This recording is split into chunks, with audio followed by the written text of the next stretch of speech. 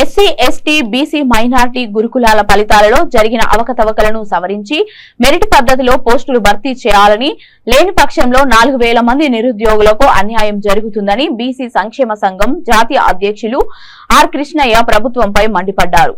Vidyanagar BC Bhavan లో నిరుద్యోగ విద్యార్థులు బీసీ సంక్షేమ సంఘం నాయకులతో జరిగిన పత్రికా సమావేశంలో ఆర్ కృష్ణయ్య నీల వెంకటేష్లు మాట్లాడారు. మొత్తం గురుకులాలలో 9210 ఖాళీల పోస్టులకు గత ప్రభుత్వం నోటిఫికేషన్ విడుదల చేసి పరీక్ష నిర్వహించింది.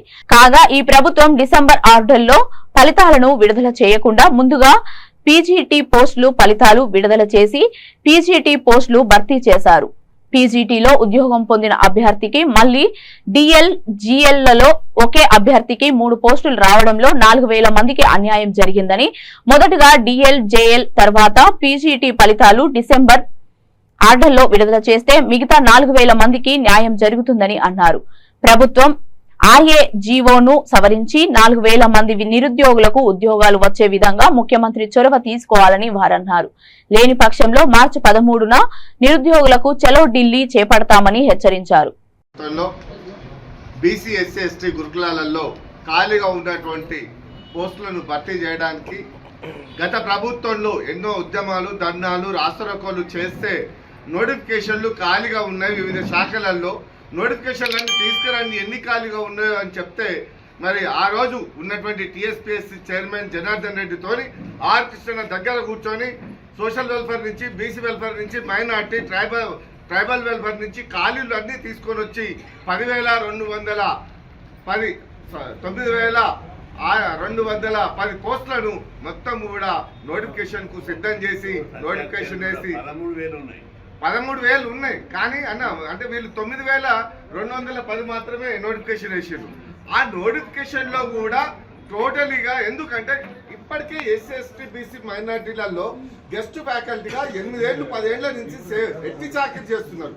పిల్లలకు నాణ్యమైనటువంటి ఎడ్యుకేషన్ లేక అవుట్డేటెడ్ అయిపోయినటువంటి రిటైర్డ్ అయిపోయినటువంటి ముసలోళ్ళని తీసుకొని వచ్చి విద్యార్హత లేని వాళ్ళు కూడా ఇలా గురుకులాలలో టీచింగ్ చెప్తూ పిల్లలకు నాణ్యమైన ఎడ్యుకేషన్ లేక తప్పదాలు పట్టే పరిస్థితులు ఎదురవుతున్నాయి. అందుకని గత ప్రభుత్వంలో నోటిఫికేషన్ కి సిద్ధపడి కృష్ణ కొట్లాడి ఏపించిన ఈ నోటిఫికేషన్ లో 9,210 కూడా ఈ రాష్ట్ర ప్రభుత్వం ఎగ్జామ్ జరిపి రిజల్ట్ ఇవ్వాలని చెప్తే రిజల్ట్ ఇచ్చింది.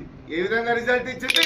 ఫస్ట్ డిఎల్, తర్వాత జేఎల్, తర్వాత హెచ్జిటి, తర్వాత పీజీటీ ఈ విధమైనటువంటి రిజల్ట్ ఇవ్వాల్సింది పోయి మధ్యలో అంటే ఇటు హెచ్జిటి పీజీటీ వదిలేసి పైన డిఎల్ జేఎల్ వదిలేసి కింద పీజీటీ రిజల్ట్ ఇవ్వడం వల్ల అంటే పైన వాళ్లకు కింది వాళ్లకు ఒక్కొక్కరికి 3 ఉద్యోగాలు 4 ఉద్యోగాలు రావడం జరిగింది.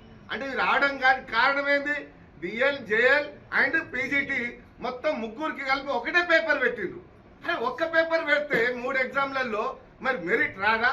మా పిల్లలు ఇవాళ సమర్థులు, పుస్తకాల్లో పురుగుల్లాగా తిండి తినకుండా ఇంటికి పోతే పండుగల పబ్బాలకు ఇంటికి పోతే ఏడ టైం వేస్ట్ అవుతుందో అని చెప్పి పిల్లలు కానీ పిల్లలను తల్లిదండ్రుల దగ్గర అత్తమామల దగ్గర వదిలేసి భర్తకు దూరమై ఇలా తిండి తినలేక లక్షల రూపాయలు గడించి ఇలా చదువుకొని ఉద్యోగాలు సాధిస్తే ఇలా ఒక్కరికి 3-4 ఉద్యోగాలు వచ్చాయి. తప్పలేదు, సాధించారు మా వాళ్ళు.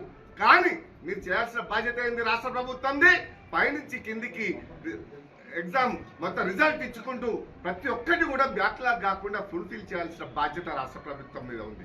ఎందుకంటే ఒక్కొక్కరు ఐఏఎస్లు చదువుతున్నారు, గ్రూప్ 1 ఆఫీసర్లు అయ్యారు. మీకు చదువులో పరిజ్ఞానం లేదా? మీరు ఆ స్థాయిలో కూర్చొని రిజల్ట్ ఏ విధంగా ఇవ్వాలి, ఏ విధంగా ఇస్తే తప్పుదోవ పడుతుంది, ఎన్ని బ్యాక్లాగ్కి వెళ్ళిపోతున్నాయి, ఏ రకంగా మిస్టేక్ జరుగుతుందో